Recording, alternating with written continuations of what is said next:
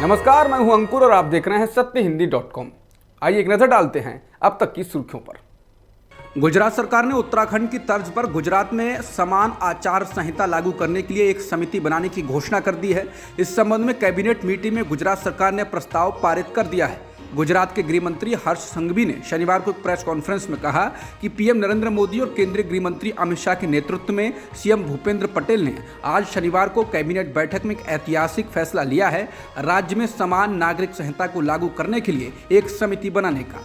ये समिति उत्तराखंड की तर्ज पर बनाई गई है। गुजरात में जल्द ही राज्य विधानसभा चुनाव होने हैं, इसकी घोषणा 1-2 दिन बाद हो सकती है। उससे पहले राज्य सरकार ने इस तरह का रणनीतिक ऐलान किया है। गुजरात में यूसीसी के लिए बनने वाली समिति का प्रमुख कौन होगा, अभी सरकार ने इसका ऐलान नहीं किया। मुख्यमंत्री को कैबिनेट ने यह अधिकार दिया है कि वो किसी रिटायर्ड जज को इसकी कमान सौंपे। पंजाब की भगवंत मान सरकार ने संगरूर में धरने पर बैठे किसानों की मांगों को मान लिया। इसी के साथ भारतीय किसान यूनियन उग्राह ने धरना खत्म करने की घोषणा कर दी। कृषि मंत्री कुलदीप सिंह धालीवाल ने भारतीय किसान यूनियन उग्राह के प्रमुख जोगिंदर सिंह उग्राह समेत 5 नेताओं के साथ शुक्रवार को पटियाला के सर्किट हाउस में बैठक की थी।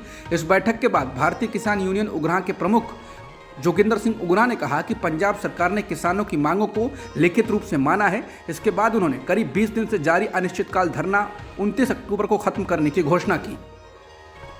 आम आदमी पार्टी के वरिष्ठ नेता और दिल्ली के डिप्टी सीएम मनीष सिसोदिया ने प्रेस कॉन्फ्रेंस कर कहा कि बीजेपी देश भर में ऑपरेशन लोटस का जो गंदा खेल खेल रही है, उसका एक नया मामला सामने आया है। सिसोदिया ने बीजेपी नेतृत्व पर तेलंगाना राष्ट्र समिति के विधायकों को कथित रूप से अपने पाले में लाने के लिए रिश्वत देने का आरोप लगाया। साथ ही कहा कि केंद्रीय गृह मंत्री अमित शाह को गिरफ्तार किया जाए। सिसोदिया ने कहा कि दिल्ली में 43 एमएलए को तोड़ने की कोशिश की जा रही है। तेलंगाना में एमएलए खरीदने की कोशिश में 100 करोड़ के साथ पकड़े गए इनके दलाल ने खुद कबूला है कि इसी तरह 25-25 करोड़ में दिल्ली के विधायक खरीदने के लिए पैसा रखा हुआ है। कहां से आ रहा है 43 विधायक खरीदने के लिए 1075 करोड़ रुपए। गुजरात चुनाव में भी आम आदमी पार्टी प्रमुख अरविंद केजरीवाल ने पंजाब की तरह ही दांव खेला है। केजरीवाल ने गुजरात चुनाव के लिए आम आदमी पार्टी का अपना मुख्यमंत्री चुने अभियान शुरू किया है। इस दौरान सीएम केजरीवाल ने लोगों से कहा कि गुजरात का अगला सीएम कौन होना चाहिए, इस पर अपनी राय दीजिए। इससे साफ हो गया कि आम आदमी पार्टी स्थानीय चेहरे पर ही चुनाव लड़ने जा रही है। ऐसे ही पंजाब में किया था। हालांकि अभी ये साफ नहीं है कि गुजरात में आम आदमी पार्टी का सीएम फेस कौन होगा। पार्टी संयोजक अरविंद केजरीवाल ने ऐलान किया कि इसके लिए आम आदमी पार्टी कैंपेन चलाएगी और लोगों से सुझाव मांगेगी। केजरीवाल ने कहा कि हम चाहते हैं कि गुजरात के लोग हमें बताएं कि अगला मुख्यमंत्री कौन होना चाहिए। हम एक नंबर और एक ईमेल आईडी जारी कर रहे हैं। आप 3 नवंबर को शाम 5 बजे तक इस पर अपनी राय भेज सकते हैं। हम 4 नवंबर को परिणाम घोषित कर देंगे। महाराष्ट्र की बीजेपी एकनाथ शिंदे सरकार ने विपक्षी दलों के 25 नेताओं की सुरक्षा हटा दी है। इन नेताओं में कांग्रेस, एनसीपी और शिवसेना के उद्धव ठाकरे गुट के नेता शामिल हैं। जिन नेताओं की सुरक्षा हटाई गई है उनमें अनिल देशमुख, छगन भुजबल, बाला साहेब थोराट, नितिन राउत, नाना पटोले, जयंत पाटिल, संजय राउत, विजय वडेट्टीवार, संजय मुंडे, नवाब मलिक, नरहरी झिरवल, सुनील केदार, असलम शेख, अनिल परब और अन्य के नाम शामिल हैं। एनसीपी के नेता और राज्य के पूर्व मुख्यमंत्री अजित पवार और पूर्व गृह मंत्री दिलीप वलसे पाटिल की सुरक्षा को जेड कैटेगरी से घटाकर Y+ कर दिया गया है। हालांकि एनसीपी के मुखिया शरद पवार, उनकी बेटी और बारामती लोकसभा सीट से सांसद सुप्रिया सुले सहित उनके परिवार की सुरक्षा बरकरार रखी गई है। केंद्रीय परिवहन मंत्री नितिन गडकरी ने टाटा एयरबस प्रोजेक्ट को महाराष्ट्र में ही लगाए जाने को लेकर 3 हफ्ते पहले टाटा ग्रुप के चेयरमैन को पत्र लिखा था।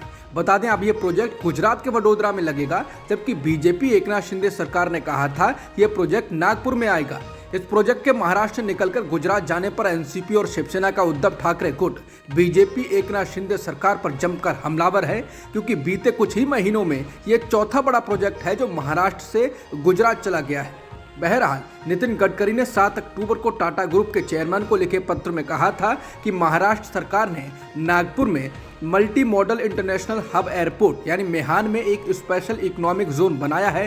उन्होंने पत्र में लिखा था कि मेहान के पास स्पेशल इकोनॉमिक जोन और नॉन स्पेशल इकोनॉमिक जोन के लिए अच्छी खासी जमीन है और मेहान और नागपुर में टाटा ग्रुप को अपने व्यवसाय का विस्तार करने के लिए जरूरी इंफ्रास्ट्रक्चर भी है। वहीं पिछले महीने ही एकनाथ शिंदे के समर्थक विधायक और उद्योग मंत्री उदय सामंत ने कहा था कि टाटा एयरबस एयरक्राफ्ट का प्रोजेक्ट नागपुर के नजदीक विदर्भ में लगेगा। लेकिन गडकरी के पत्र लिखे जाने के बाद भी बीते गुरुवार को रक्षा सचिव अजय कुमार ने बताया था कि टाटा एयरवेज का ये प्रोजेक्ट अब गुजरात के वडोदरा में लगेगा। मालूम हो कि ये प्रोजेक्ट 22,000 करोड़ का है और इसके तहत C-295 विमान बनाए जाने हैं। ऐसा पहली बार होगा जब निजी कंपनियां भारत में सैन्य विमान बनाएंगी। C-295 को नागरिक और सैन्य उपयोग के लिए इस्तेमाल किया जा सकेगा। इस प्रोजेक्ट के महाराष्ट्र से निकलकर गुजरात जाने पर पूर्व कैबिनेट मंत्री आदित्य ठाकरे ने नाराजगी जताई। उन्होंने कहा कि वो जुलाई से ही इस बारे में आवाज उठा रहे थे। आदित्य ठाकरे ने सवाल उठाया है कि अब महाराष्ट्र सरकार के उद्योग मंत्री 4 प्रोजेक्ट्स के राज्य से बाहर जाने के बाद अपने पद से इस्तीफा देंगे। कांग्रेस के पूर्व अध्यक्ष राहुल गांधी ने ट्विटर के नए बॉस एलन मस्क को बधाई दी है। राहुल ने कहा कि उन्हें उम्मीद है कि अब ट्विटर हेट स्पीच के खिलाफ कार्रवाई करेगा।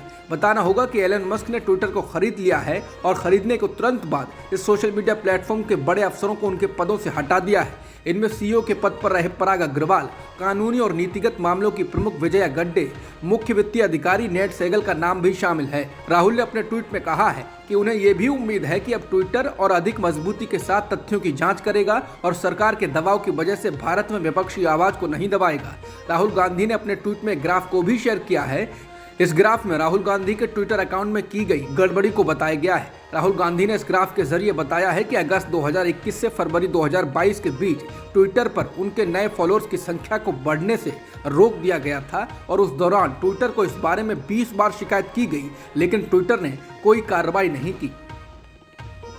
ट्विटर पर एलोन मस्क का कब्जा होने के कई साइड इफेक्ट सामने आ रहे हैं। जनरल मोटर्स ने कहा कि वो ट्विटर पर अपने विज्ञापनों को रोकने जा रहा है। मस्क टेस्ला कंपनी के मालिक हैं और जनरल मोटर्स उनकी प्रतिद्वंदी कंपनी है।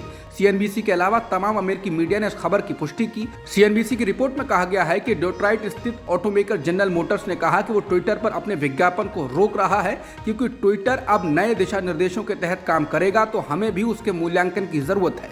वो अपने ग्राहकों से बातचीत के लिए ट्विटर के मंच का इस्तेमाल करना जारी रखेगा, लेकिन विज्ञापन के लिए भुगतान नहीं करेगा। जनरल मोटर्स ने इस संबंध में सीएनबीसी को एक ईमेल भेजकर यह जानकारी दी। जनरल मोटर्स ने कहा कि ट्विटर मीडिया प्लेटफॉर्म में एक महत्वपूर्ण बदलाव हुआ है। हमने अपने विज्ञापनों को अस्थायी रूप से रोक दिया है। यह व्यापार की एक सामान्य प्रक्रिया है। आतंकवादी समूहों द्वारा टेक्नोलॉजी के बढ़ते दुरुपयोग को लेकर भारत के विदेश मंत्री एस जयशंकर ने शनिवार को कहा कि सोशल मीडिया प्लेटफॉर्म्स और इंटरनेट का उपयोग अब अक्सर कट्टरता और समाज को अस्थिर करने के लिए प्रचार प्रसार के लिए किया जाता है। नई दिल्ली में यूएनएससी की आतंकवादी रोधी समिति की विशेष बैठक में जयशंकर ने कहा कि आतंकवादी अक्सर स्वतंत्रता, सहिष्णुता और प्रगति को निशाना बनाने के लिए तकनीक, धन और खुले समाज के लोकाचार का इस्तेमाल करते हैं। उन्होंने कहा कि इंटरनेट और सोशल मीडिया प्लेटफॉर्म आतंकवादी समूहों के टूलकिट में शक्तिशाली औजार बन गए हैं। यूपी से बीजेपी सांसद वरुण गांधी ने यूपी पुलिस भर्ती को लेकर प्रदेश की बीजेपी सरकार को घेरा है। वरुण गांधी ने ट्वीट कर कहा कि 4 साल से यूपी पुलिस की भर्ती का इंतजार कर रहे लाखों छात्र ओवर एज हो चुके हैं। ना भर्ती मिली, ना कोई उम्मीद। सोशल मीडिया पर वो लगातार अपनी आवाज उठा रहे हैं, पर सुनवाई नहीं है। यही छात्र जब सड़क पर आएंगे तब उन पर उपद्रवी होने का आरोप लगेगा। क्या ये अन्याय नहीं है? लोक जनशक्ति पार्टी रामविलास के अध्यक्ष चिराग पासवान बिहार में होने जा रहे उपचुनाव में बीजेपी के लिए प्रचार करेंगे। बिहार के बीजेपी अध्यक्ष संजय जायसवाल ने कहा कि गठबंधन में रहते हुए हमारे साथ चुनाव लड़ने वाले और राष्ट्रपति चुनाव में समर्थन देने वाले सभी दलों को हम एनडीए के सहयोगी के रूप में मानते हैं। चिराग पासवान इस दायरे में फिट बैठते हैं और वो 31 अक्टूबर और 1 नवंबर को प्रचार करेंगे। बताते हैं, विधानसभा चुनाव के दौरान चिराग पासवान अपने आप को मोदी का हनुमान बताते रहे और नीतीश कुमार को हराना अपना लक्ष्य बताते रहे। हालांकि मोदी सरकार की कैबिनेट में जगह उनके चाचा पशुपति पारस को दी गई थी, जिन्होंने लोक जनशक्ति पार्टी को तोड़ दिया था। मालूम हो कि बिहार विधानसभा की गोपालगंज और मोकामा सीट पर 3 नवंबर को उपचुनाव होने हैं। इस उपचुनाव में एनडीए की ओर से बीजेपी ने उम्मीदवार उतारा है और महागठबंधन की ओर से राजद ने इन दोनों सीटों पर अपने उम्मीदवार दिए हैं। पाकिस्तान में जल्द चुनाव कराने और शहबाज शरीफ सरकार के खिलाफ लंबा मार्च निकाल रहे पीटीआई प्रमुख इमरान खान ने कहा है कि पीटीआई के लंबे मार्च को कोई नहीं रोक सकता है। उन्होंने कहा कि उनके समर्थकों को उनके इस्लामाबाद पहुंचने पर उनके अगले फैसले का इंतजार करना चाहिए। एक टीवी चैनल द्वारा ट्वीट किए गए एक वीडियो में उन्होंने एक पत्रकार से कहा कि जब हम इस्लामाबाद पहुंचेंगे तो क्या होगा, आपको इंतजार करना होगा कि मैं इस्लामाबाद पहुंचने के बाद क्या फैसला करता हूं। बता दें, इमरान खान आर्मी से लेकर आईएसआई और सरकार को निशाने पर ले रहे हैं और इसी क्रम में वो लाहौर से इस्लामाबाद के लिए लॉन्ग मार्च निकाल रहे हैं। जिसे हकीकी आज़ादी मार्च का नाम दिया गया है। वहीं सत्तारूढ़ दलों का कहना है कि इमरान खान हकीकी मार्च की आड़ में निजी राजनीतिक लड़ाई लड़ रहे हैं। अब तक की खबरों में इतना ही। बाकी खबरों के लिए बने रहिए सत्यहिंदी.com के साथ।